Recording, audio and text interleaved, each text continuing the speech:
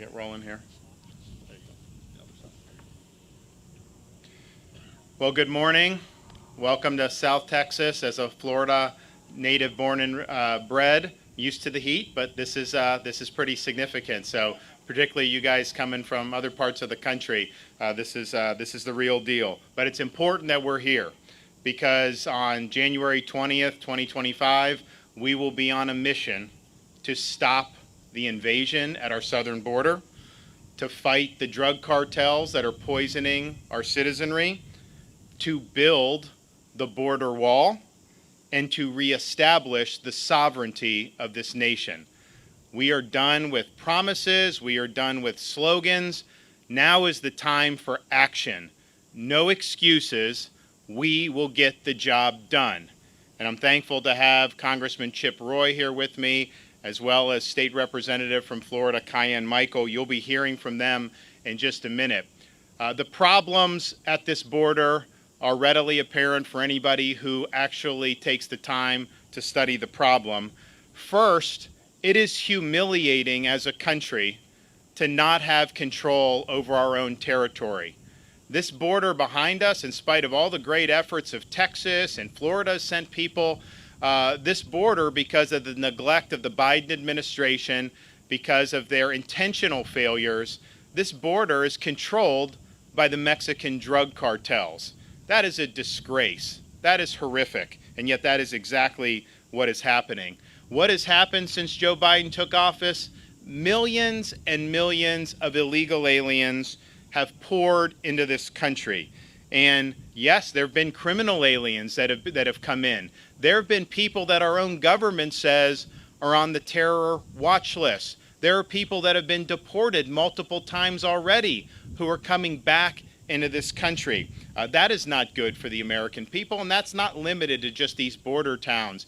We've had instances in Florida where people have been killed by people that have come across the border illegally under Biden's watch. It's unacceptable and it needs to stop. When you have this many people, mass migration at this scale represents a huge burden on communities. It represents a burden on taxpayers. It represents a burden on medical, on education, on criminal justice. And it's not just limited to towns in South Texas. We're seeing the impact in communities all across the United States of America. It's also, what we're seeing here is profoundly unfair to American citizens who are having to bear the brunt of this illegal migration. It's also unfair to legal immigrants who've actually navigated the process like they're supposed to. It's almost like they could have saved a lot of time and been better off had they just shown up at the border illegally. What kind of message is that sending to people who are actually doing the right thing? You notice vast expanses of this southern border does not have a border wall. The federal government has not gotten that job done. That's made it so much easier for people to be able to come to this country illegally. I note that Texas has had to put up barbed wire. They've had to put up different types of boxes to deter people. And I'm glad that they're doing that. But honestly, this is a national border. This is the border for the United States. It should be the national government, the federal government, who's coming in and securing it. And yes, I support the states stepping up in these instances, but this is a major failure that people are allowed to come in the way they are. You look at what's happened with Border Patrol. They are undermanned, they are not properly resourced, and they're having to do this fight with one tied behind their back. No wonder why morale is so low. They are not being treated the way they should be. And I think that anybody, if you want to say that this is a Texas problem or an Arizona problem, then the only way you can say that is if you totally close your eyes to the devastating impacts of fentanyl on this country. Because there are mothers who have lost kids in every community in this country with this scourge. We were at an event just at the VFW down the street. We had so many mothers who were telling the story about tragically losing a loved one. This is unacceptable, but this is a huge, huge cost on our society to have this amount of product that's moving into our country across this porous border. it is devastating communities. It is devastating families. You also see the cost of the people who get caught up in this operation, because what it effectively is, it's a vast human smuggling operation orchestrated by the drug cartels, but tacitly encouraged by the U.S. federal government. Florida actually has an investigation, a big grand jury investigation in place. That grand jury has issued reports, and it has documented how some of these minors are being treated by being brought across the border in ways that are really, really horrifying. Many of the people who are making this trip are victimized by what is going on in Mexico and here across the border. So we need to do something about it. And we're not going to make excuses. We're not just going to do empty promises. We are going to deliver results. And this is going to be a day one priority starting January 20th, 2025. First, we are going to declare this issue of the border to be a national emergency on day one. That will give us authorities to be able to marshal all available resources to be able to meet this moment and reestablish the sovereignty of our country. That, of course, involves reversing Joe Biden's disastrous border policies. We are going to end catch and release. We are going to end phony asylum claims, and we will do everything we can through executive action. We'll also support legislative initiatives such as what Congressman Roy has done. We are going to build a border wall. Walls work. When you have the walls in place, it diverts traffic away from that, and it makes it so that the Border Patrol and ICE are able to do their job appropriately. So that's going to get done, and we've got to wade through bureaucracy. We got to cut through red tape. We have a history of doing that in Florida. When Hurricane Ian came, it knocked out bridges in Southwest Florida. People said it was going to take 6 months to be able to repair these bridges. The residents of the islands were told to get off the islands. That just couldn't get done. They came to me and asked if the state could take over. We did. We did the Pine Island Bridge. It didn't take months. We did that in 3 days. We did 3 breaks repaired on the Sanibel Causeway in 2 weeks. And so you can do it, and I think a leader will identify ways in which you can get the job done, not make excuses about why you can't get the job done. I've also noticed, if you go, we were in Arizona recently, there was a big wall, and it stopped, and so people could just go around it. But if you go to parts of the wall where it was there, you'd have the drug cartels actually cut through these really strong metal beams. And you have these guys with the backpacks, and they scurry right in through the wall. And I'm just thinking to myself, how could a country let that happen? So we're going to create adequate rules of engagement. If somebody were breaking into your house to do something bad, you would respond with force.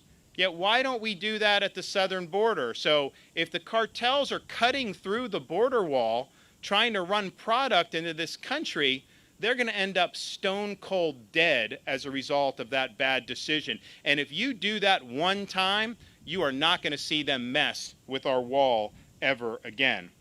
You can sit here and talk about all the different things with respect to illegal immigration, but if there's not an adequate sanction for coming illegally, you're going to still have people that want to come. If you can come, get a sheet of paper with a court date to come back in 2 years and stay in the interior of our country, of course people are going to do that. And so when people come illegally, the policy is you're apprehended and you're removed back to your home country. You should not be released into the interior of this country. And so, yeah, part of that will be remain in Mexico and having some of those policies with asylum claims, but part of it has got to be at the border, immediately repatriating, and then having robust interior enforcement, such as not having employment for people that are here illegally. We need to support the Border Patrol. They need to be paid higher salaries, and we will support doing that. They also shouldn't have to do their jobs with one hand tied behind their backs, and that goes for immigration and custom enforcement as well. So we're going to have a rule of law. When that law is violated, there's going to be a sanction for doing that, and if you're able to establish that, you are going to see this problem go down dramatically. And we speak from experience on this, too, in Florida. We're not a southern border state, but we are a maritime state. And we have boats that run illegally, attempt to run into Florida from places like Haiti and Cuba. The Coast Guard is in charge of doing that. They do a good job. They just don't have enough ships. So Florida has surged our maritime assets. We fill in the gaps. People that come on these boats are interdicted, turned over to the Coast Guard, and then they're deported back to Haiti or Cuba or wherever they came from. And once we started doing that, the number of boats even attempting to come fell off dramatically. Why would you want to go make this type of a journey across, really choppy waters sometimes if you know the end result is that you're going to be sent back to where you came from? People realize they're not going to do that. Same principle applies with this border. If they know they're not going to make it to the interior of the country, you're going to see a huge decline in people willing to do it. Now, in order to get that done, we are going to empower states and localities to enforce federal immigration law. Right now, they say, oh, only the federal government can do it. And that would be one thing to say if states were trying to undermine the law, and I think they can't do that, but there's laws on the books. The federal government is not following it. They are doing things like catch and release, which they don't have the authority to do, and yet you have a sheriff down here, or you have Texas wanting to step up and do what needs to be done, and somehow they should be handicapped from that. I don't think so. I support the right of states and localities to enforce federal immigration law as long as you're upholding the law and not trying to undermine the law. You're going to be able to do it, and we are going to support you.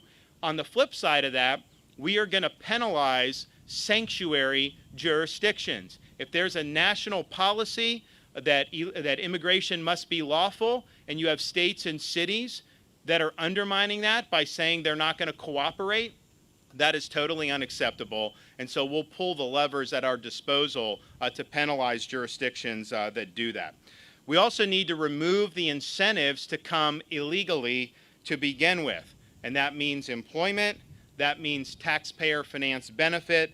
It also means this idea that you can come across the border 2 days later, have a child, and somehow that's an American citizen. That was not the original understanding of the 14th Amendment. And so we'll take action to force a clarification of that. But I think it's wrong that people would use our country for things like birth tourism. So we're going to be removing the incentives to come into this country illegally. And then finally, and maybe most importantly, we are going to treat the Mexican drug cartels as the threat that they are. They are responsible for coming into our country and killing tens of thousands of Americans. And yet, the ruling class in D.C., both Republicans and Democrats through the years, have basically just shrugged their shoulders. And so the carnage continues to mount.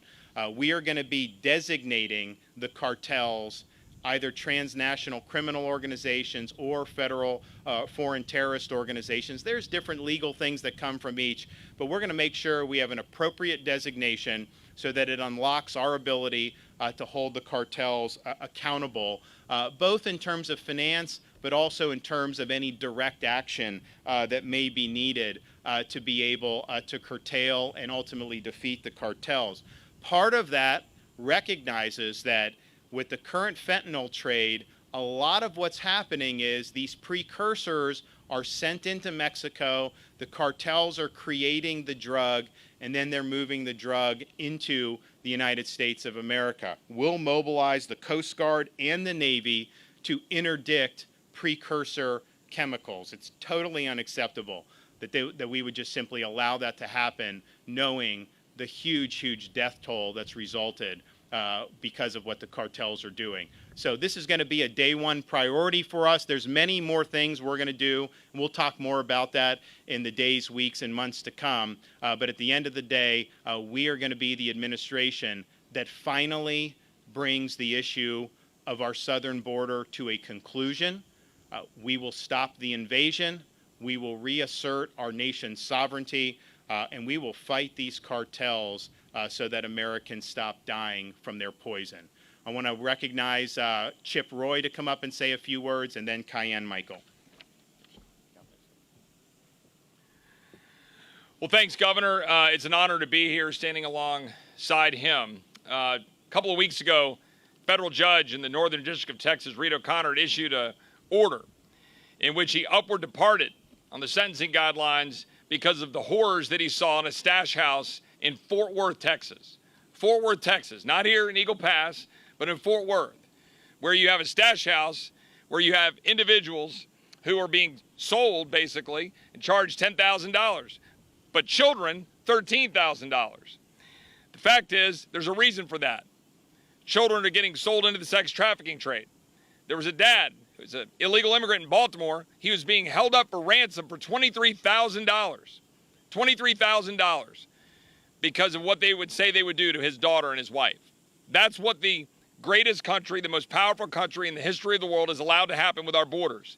856 migrants who have passed away along the southern border, along the Rio Grande. Children getting sold in the sex trafficking trade.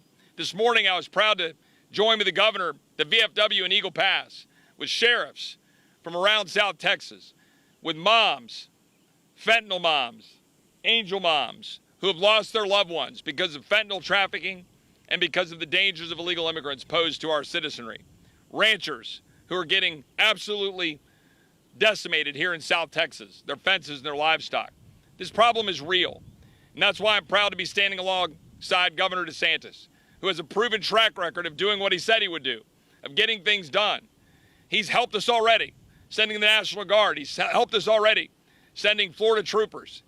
He's here to protect us, doing the job to protect Floridians while also standing alongside Texans on the front lines. That's the kind of leadership we want to see.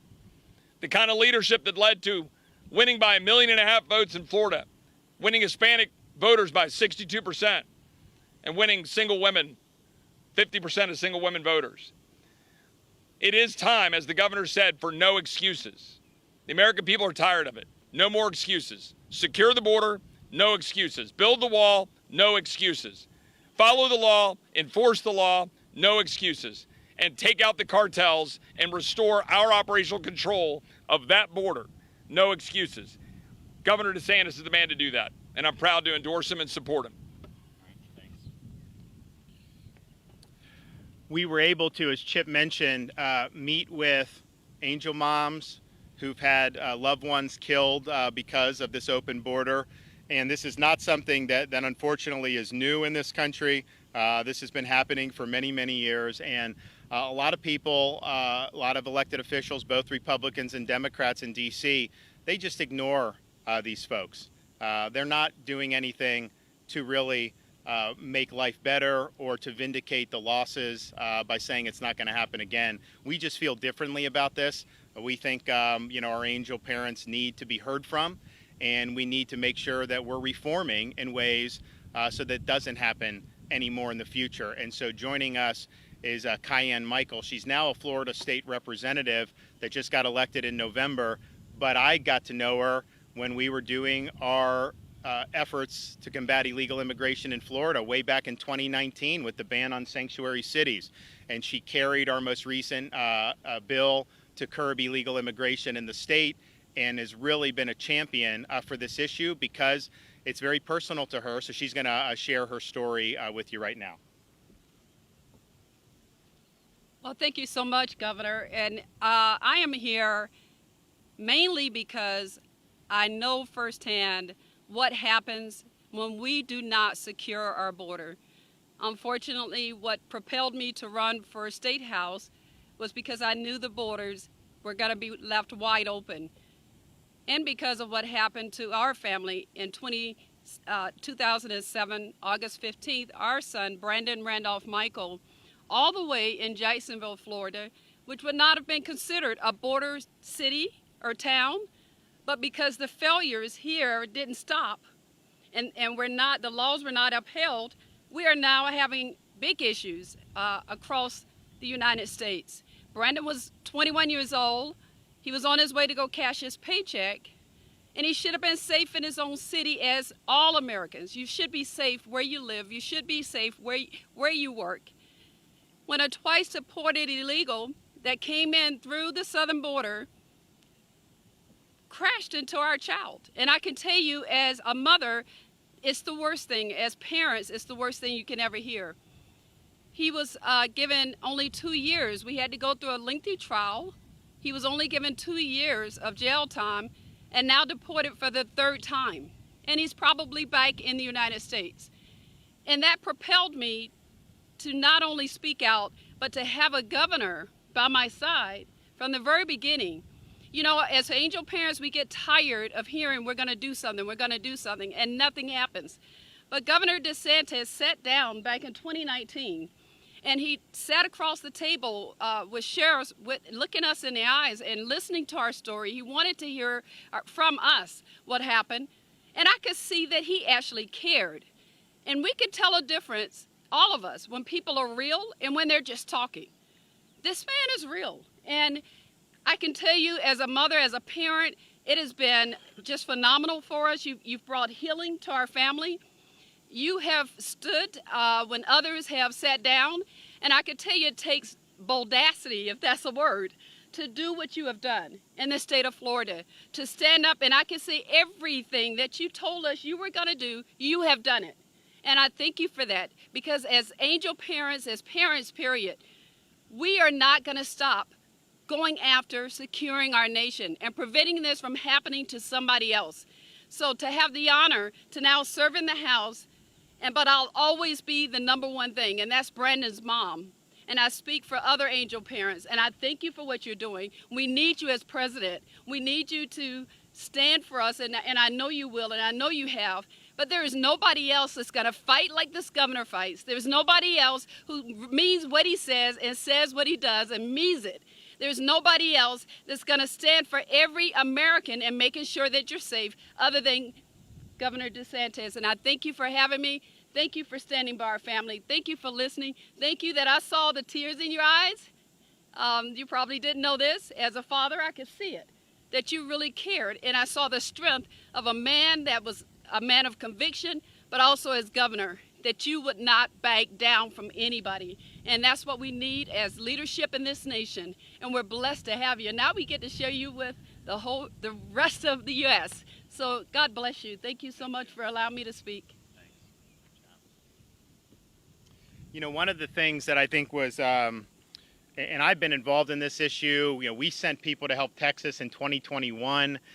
We've fought, we've sued Biden on catch and release in Florida, and it's been an issue we've been dug in on, and we obviously understand a lot of the really negative impacts to our society. But I'll tell you, just having been here, talking to folks, listening to their stories, I mean, to have you own property down here, and in the middle of the night, you got 10 people banging on your window at 2 in the morning who had just come across the border illegally.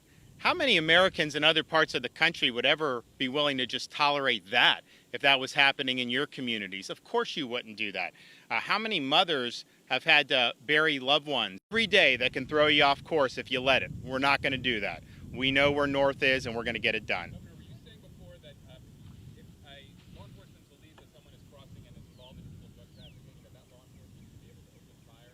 And secondly, when you talked about direct action, you want to be able to take direct action against the cartels, did you mean sending the military over the border into Mexico to take that action? So we will use all levers at our disposal to win the fight.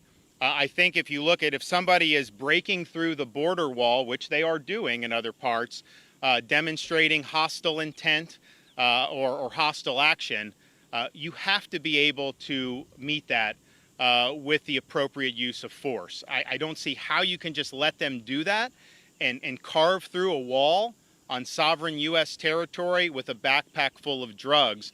And so of course you use deadly force. I mean, how would you let somebody just break into your house and do you harm? No, and I can tell you in Texas they wouldn't do that. You know, try that in Texas. Why is our country any different? And these guys will bring like blowtorches. They have a huge thing that the cartels are doing. And how embarrassing is it that we have in the places we have a wall? I was there the other day in Arizona. They're repairing the wall because they busted through the wall. I mean, that is just unacceptable. And I tell you, if you drop a couple of these cartel operatives trying to do that, you're not going to have to worry about that anymore. They will not mess. They're only messing with it because they know they can get away with it. Sheriff Salazar in Bexar County has filed charges against you for shipping migrants. Against me? Yes. That's news to me. Are you going to continue to ship migrants from San Antonio to other places? Can you tell us why you decided to use San Antonio as your hub? So we have a program for transport to sanctuary jurisdictions. It is done by contractors who take the job, and they are able to do and identify sanctuary jurisdictions as appropriate. It's not being directed in any one particular part of Texas or Florida or anywhere else, and it's someplace that can be done at their discretion. And so I think it's been very effective, and it's something that our legislature has authorized and will continue to be used. Yep. Governor, what would you say to President Trump? You need to get out of the way and let other Republicans come forward? Well, obviously, I'm running to win because I think that we will be able to, of course, you got to compete and win the primary. We think we can win a really strong general election victory, expand the Republican majorities in the House and Senate, and then actually be able to bring all these issues to fruition. And when you bring the issues to fruition and actually get the job done and deliver results, that at the end of the day, I think, is what people really, really want to see. And in Florida, everything we promised, we did, and we actually over-delivered on our promises. And I think that that's something that's very, very significant. When you look at most people that get elected to office, they overpromise and underdeliver. How many times have you seen somebody meet the promises, much less exceed them? And I think that that's the mindset that we have. But part of the reason we're able to get this done is because, you know, we just have a discipline and focus about doing the people's work and getting that job done. You know, my job as a vehicle and a leader to be able to bring all this to fruition. And we're very focused on making sure that these things get done. And here's the thing. The issue here is important because there's crime, drugs, communities are overwhelmed, 100%. But it's also just a larger issue about, can our country get big things done anymore? I mean, I kind of feel like during World War II, we would have had this border sealed, you know, in a couple weeks. Now we're in a situation where this has been a problem for years and years and years. So I think it'll be good for the country to just say, you know what? They finally dealt with the issue. You got anything, Bill? Governor, former President Trump, he says he's the guy to fix the border. Where does your policy differentiate? When I talked to you yesterday, you said you essentially failed on his promise to carry out mass deportations before. He's promising to do it again this time. So where specifically? Well, I don't think it's that I said that. I think if you look at the results, I mean, I think I was shocked when they were telling me that Obama's first 4 years had more deportations than Trump's term, which is incredible that that would be the case. And so that never came to fruition. Obviously, you know, you did have some wall built, but not nearly enough in terms of that. And I don't think they even started doing it, you know, for a number of years going forward. So I think a lot of the things he's saying, you know, I agree with, but I also think those are the same things that were said back in 2016. And here's the thing, we're not getting a mulligan on this one, okay? We either win the election or this is never going to be fixed. And then once you get in there, you either fix it, because if you don't fix it this time, you know, I don't think it's ever going to get done. And so we will do it. Now, where we differ on is, you know, we're more aggressive in terms of our plan than anything he did in empowering local officials to enforce immigration law. There's a lot of sheriffs here. There's a lot of local who really want to do it. I think that that's something that's very, very important to be able to do. We also said we're going to lean in against the drug cartels. They didn't really do anything in prior administrations to hold the drug cartels accountable. I think we need to do that, and we will do that robustly. Yes, ma'am.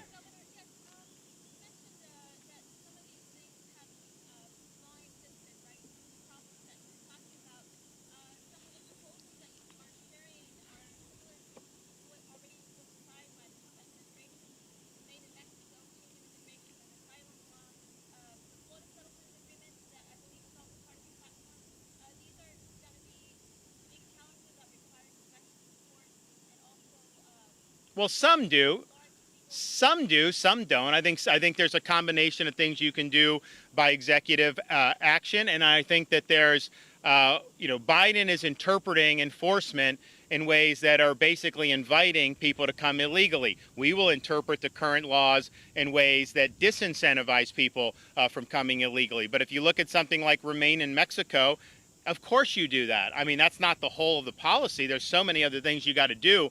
But why, if somebody is traversing multiple countries and then claiming asylum here, would you give them a ticket to go to the interior of the country? Normally, if you are somebody that legitimately qualifies for asylum, the first country you get to, you claim asylum. That's the expectation, and yet that hasn't happened. You have people come across multiple countries. So there's a lot we can do just in terms of saying, here's the marker that we're going to have. But I can tell you this, if people realize doing this big trek, claiming asylum is not going to get you a ticket into the interior of the country, you are going to see a huge, huge reduction in the number of people that are even going to try to do this going forward. And I think we showed that in Florida, quite frankly, with our maritime policy. And I think we would show the same thing here today. Yes, ma'am. How would you work with Mexican President Almo? He has spoken out against the notion of having Americans on Mexican soil, and he's also spoken out against the U.S.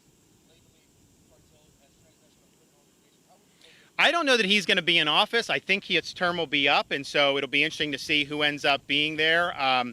But look, we're going to use whatever leverage we have to ensure that this issue is brought to a conclusion. And I think Mexico, in the past, they've been helpful on some things, very unhelpful on others. Clearly, you could not have millions and millions of people illegally crossing our border if Mexico was 100% partner with us in this. And so I think that their government's relationship to the cartels is not something that I appreciate. We're going to be much stronger on the cartels. I know that he said he wants to basically run interference for the cartels. I think that's a mistake. I don't think the cartels have been good for Mexico, but I can tell you it's been an absolute disaster what they've been able to get away with here in the United States. And so we're going to bring our authority to bear to make sure that we're defending this country and defending the American people. All right, we'll have more to say later, guys. Thank you.